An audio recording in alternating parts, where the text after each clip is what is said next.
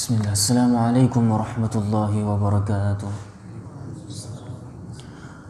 Alhamdulillahi rabbil alamin. Alhamdulillahilladzi hadana lihadza wa ma kunna linahtadiya laula an hadana Allah. Asyhadu an la ilaha illallah wahdahu la syarika lah wa asyhadu anna Muhammadan abduhu wa rasuluhu la nabiyya wa la rasula ba'dah. Allahumma salli ala nabiyyina wa habibina wa syafi'ina wa maulana Muhammad sallallahu alaihi wasallam wa man tabi'ahu bi ihsan ila yaumil qiyamah. Ayyuhal hadirun rahimani wa rahimakumullah. Di kesempatan subuh yang mulia ini kembali Allah memberikan kita kesehatan, baik kesehatan jasmani dan rohani. Dengan kehadiran kita ke rumahnya ini dan kemudian sama-sama kita masih mau bersabar di dalam rumahnya untuk mendengar nasihat-nasihat agama, petuah-petuah Islam, yang mudah-mudahan nanti kita akan selalu semakin sehat, kita akan selalu semakin diberikan kesehatan oleh Allah Subhanahu wa taala, baik itu kesehatan jasmani dan rohani kita. Syukur kita kepada Allah di saat kesehatan jasmani masih Allah berikan kepada kita, yang dengan kesehatan tersebut masih kita mampu untuk menggerakkan langkah kaki kita untuk menuju rumah-rumahnya, untuk melaksanakan ibadah kepadanya. Ketika Allah juga masih memberikan kesehatan, telinga, kaki, seluruh anggota tubuh kita, dan termasuk hal yang lebih sangat penting dari itu adalah kesehatan rohani yang berada di dalam hati kita. Ketika Allah berikan kesehatan kepada kita, kesehatan rohani ini, kesehatan hati kita, itu pun juga menjadi penggerak kita untuk dapat menuju ke tempat-tempat ibadah. Begitu banyak saudaraku yang dirahmati Allah, orang yang memiliki kesehatan jasmaninya, mereka memiliki kesehatan fisiknya, memiliki dua kaki yang sehat, kedua tangan yang sehat, kedua mata yang sehat, kedua telinga yang sehat. Ia memiliki kesehatan segala-galanya dari fisik yang ia miliki. Namun juga belum tentu juga mereka itu dapat menuju ke rumah Allah. Belum tentu mereka itu bisa tergerak untuk dengan dua kaki yang sehat tersebut menuju ke tempat-tempat kajian. Karena memang harus didukung oleh kesehatan yang Allah berikan kepada kita, yaitu kesehatan rohani kita. Itu pada hakikatnya yang menggerakkan kita, saudaraku yang dirahmati Allah. Dari itu, ketika kita memohon kepada Allah Subhanahu wa taala permohonan kesehatan dari Allah, maka yang kita minta tidak hanya kesehatan jasmani ataupun fisik kita, namun lebih penting dari itu juga adalah yang harus kita minta kepada Allah, kesehatan rohani kita. Dan Allah pada suatu saat nanti di hari kiamat, yang Allah pandang pada diri kita juga adalah siapa di antara kita yang memiliki hati yang sehat. Yauma la yanfa'u malun wala banun illa man atallaha biqalbin salim. Pada hari kiamat kelak, hari yang dimana setiap manusia tidak lagi dapat mengandalkan harta dan anak-anak mereka untuk bisa menjadi penolong mereka nanti pada hari kiamat. Namun yang Allah lihat, yang Allah pandang dari setiap hambanya adalah siapa yang nanti bertemu dengan Allah, yang mana pada saat itu dengan kondisi hamba ini dia memiliki hati yang sehat. Illa man atallaha biqalbin salim, kecuali hamba-hamba yang mendatangiku, yang mendatangi Allah dalam keadaan hatinya itu sehat. Sehatnya kenapa sehat? Sudah terbebaskan dia dari dosa. Hati yang sudah terbebaskan dari kesyirikan, dari keyakinan-keyakinan buruk kepada Allah dan kepada sesama manusia. Hati yang bagaimana? Hati yang sehat, hati yang condong untuk menerima kebenaran, yang siap untuk taat kepada Allah dari kebenaran yang ia dengar. Inilah hati yang sehat. Jadi saudaraku yang dirahmati Allah Subhanahu wa taala, kita haruslah memohon kepada Allah setiap saat untuk supaya hati ini selalu sehat. Sehat yaitu senantiasa selalu dalam hidayah.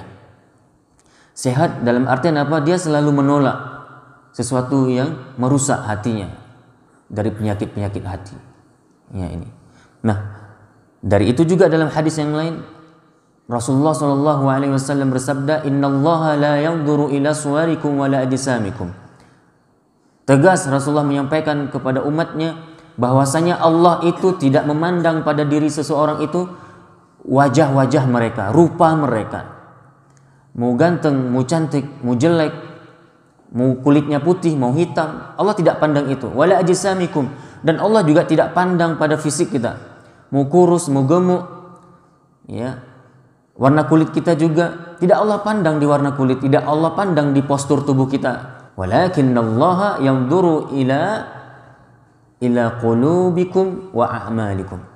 Akan tetapi yang Allah pandang pada setiap hamba adalah siapa ataupun bagaimana hatinya dan bagaimana kemudian amalannya.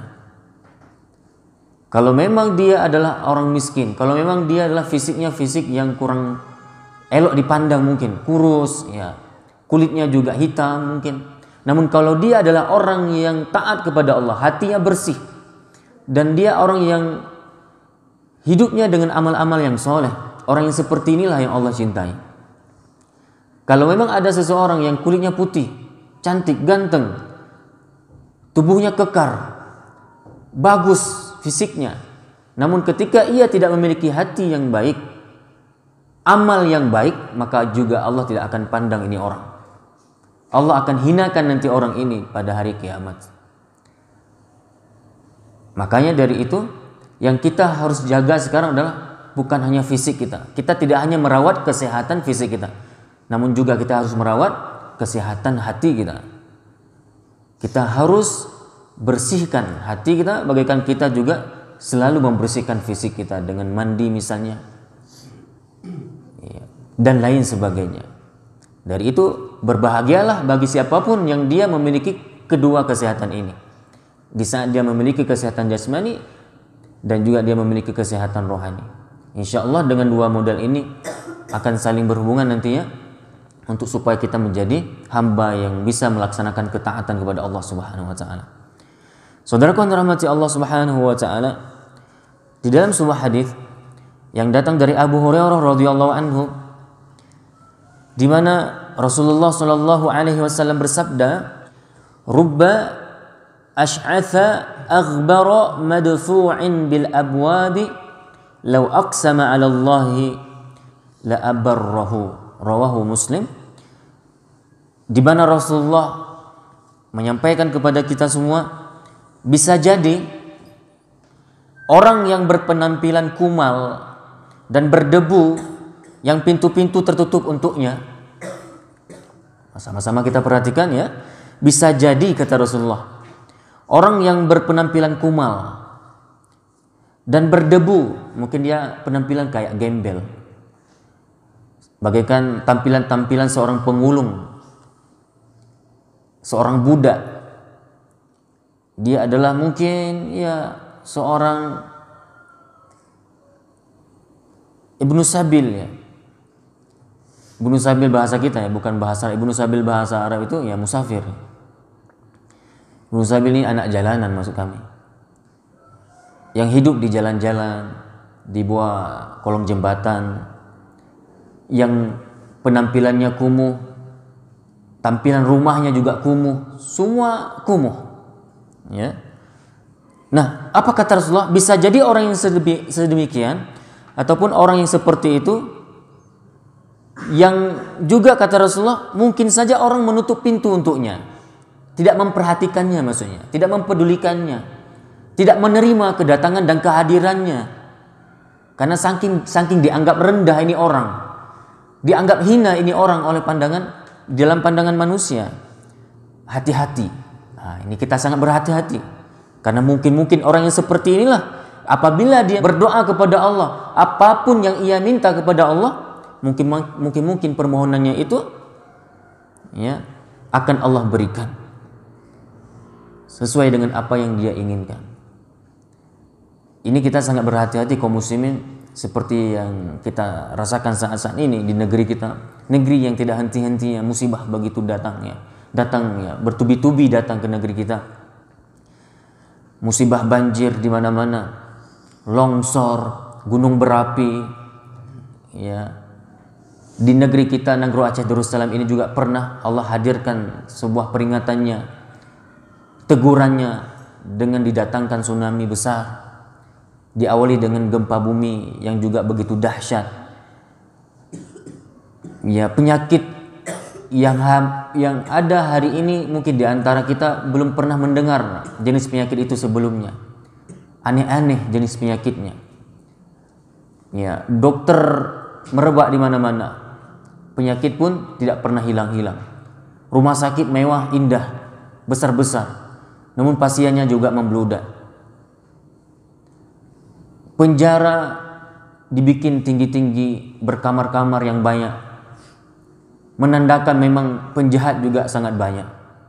Gak habis-habis penjahat. Polisi juga di mana-mana, tentara di mana-mana, petugas keamanan juga cukuplah banyak. Namun maksiat juga tidak pernah hilang. Ini bahagian daripada fenomena yang sedang dihadapi oleh setiap kita di akhir zaman. Kenapa bisa demikian? Hidup dalam keadaan morat-marit, yang miskin makin miskin, yang kaya makin kaya, yang kaya menindas yang miskin. Dana-dana harta orang miskin pun mau dirampok. Kalau ada orang yang merampok harta orang kaya, ya orang kaya banyak uang. Ini harta orang miskin pun dicuri. Hati siapa? Siapa yang memiliki hati seperti ini, saudaraku yang dirahmati Allah? Mungkin dia memang punya hati namun sudah mati. Mungkin dia adalah orang yang masih mempunyai hati, namun mungkin hatinya sudah mati, saudaraku. Ini sebuah keadaan yang sedang kita hadapi hari ini. Kenapa? Kenapa hari ini kita tidak henti-henti menghadapi cobaan dan cobaan? Saudaraku yang dirahmati Allah, mungkin ini musibah Allah hadirkan disebabkan permintaan, rintihan, tangisan yang diiringi oleh doa-doa orang-orang miskin, saudaraku. Orang-orang lemah, orang-orang yang tertindas, orang-orang yang terzalimi. Karena sesuai dengan sabda Rasulullah SAW, kita sangatlah harus berhati-hati dengan orang-orang miskin yang tertindas, yang terzalimi. Karena mereka ketika berdoa kepada Allah Subhanahu wa taala, doa mereka mustajab, wahai saudaraku. Kami sampaikan ini pernyataan di pertemuan sebelumnya dalam hadis bahwa orang-orang miskin itu apabila mereka berdoa kepada Allah, memohon sesuatu kepada Allah, Allah lebih mendengar permohonan mereka daripada permohonan orang-orang lain. Mungkin banyak orang miskin tertindas di negeri kita ini.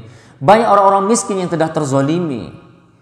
Ketika mereka merasa terzalimi, tidak ada tempat lagi untuk mengadu kaum muslimin yang dirahmati Allah. Mereka tidak ada lagi tempat untuk mengadu.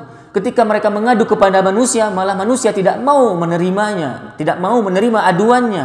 Bahkan seperti Rasulullah sampaikan barusan apa? Mungkin orang yang seperti ini bahkan ditutup pintu-pintu untuk mereka. Tidak mau diterima kehadiran mereka, kedatangan mereka. Maka hanya satu-satunya tempat adalah mereka ya kembali kepada Allah untuk mengadu. Mereka memohon kepada Allah, ya Allah, kami hamba-hambamu yang sedang terzalimi. Kami miskin bukan kami yang miskin pada hakikatnya, bukan karena kami yang ingin miskin, tapi kami dijadikan miskin. Kami ditindas, harta kami dirampas, kami tidak mampu untuk mendapatkan pekerjaan dengan mudah. Pintu-pintu ditutup untuk kehadiran kami. Kami tidak dipandang, kami dianggap hina, ya Allah. Hanya Engkau tempat kami mengadu. Mohonlah pertolongan, berilah pertolongan kepada kami, ya Allah. Hancurkan orang-orang zalim itu, ya Allah. Mungkin seperti itu, mungkin doanya. Bayangkan kalau satu aja orang miskin, orang terzalimi, orang yang ditindas, berdoa kepada Allah Subhanahu wa taala dengan doa demikian, Allah istajabahkan. Allah akan kabulkan. Bagaimana kalau memang kumpulan dari masyarakat yang sedang ditindas itu, yang lemah, yang miskin tersebut, yang pastinya mereka orang-orang taat kepada Allah ya, berdoa kepada Allah.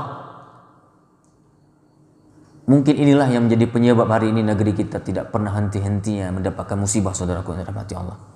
Disebabkan rintihan tangisan doa orang-orang miskin yang tertindas.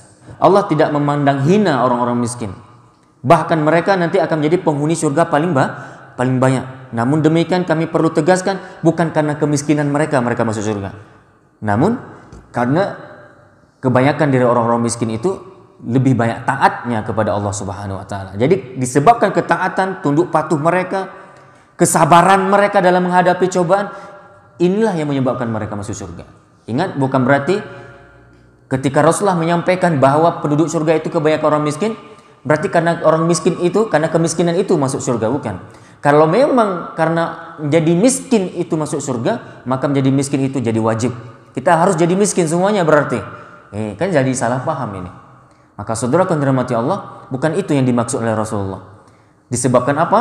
Disebabkan kebanyakan dari orang miskin ini lebih banyak taat, lebih banyak bersungguh-sungguh di saat beribadah. Mereka sudah tidak dilalaikan lagi dengan urusan dunia.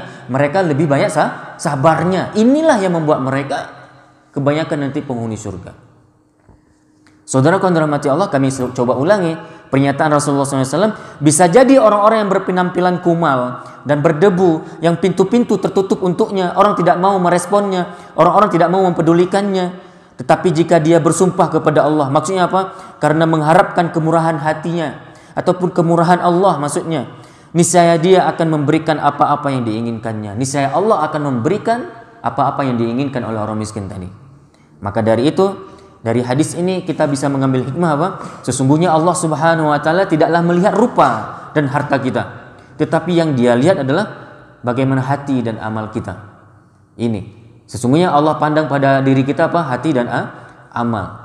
Seorang muslim harus lebih memperhatikan kesucian hati dan kemurnian amalnya, juga ketulusan niatnya, daripada memperhatikan atau daripada perhatiannya terhadap pakaian dan tempat duduknya, tempat tinggalnya. Jadi fokus kita hidup di dunia bukan memperkaya diri, bukan merawat fisik saja, bukan bermewah-mewah yang sehingga kita lupa terhadap akhirat. Alhaakumut takatsur hatta zurtumul maqabir. Kemegahan, kelalaian telah membuat mereka itu terlena sampai mereka lupa kepada Allah. Jangan. Sampai mau mati pun, hatta zurtumul maqabir, sampai mau meninggal dunia pun kita masih mikirin harta. Coba, kita masih juga hidup dalam kelalaian. Jangan, kata Allah. Sekali-kali tidak, nanti kita akan tahu rasanya. Bagi yang lalai-lalai itu, mereka suatu saat akan tahu bagaimana rasa hidup di akhirat. Saudaraku yang dirahmati Allah, kita juga dilarang menganggap remeh, memandang sebelah mata orang-orang miskin. Jangan. Itu bahagian daripada sifat kesombongan. Merendahkan dan menghinakan diri di hadapan Allah Subhanahu wa taala adalah salah satu sebab dikabulkannya doa.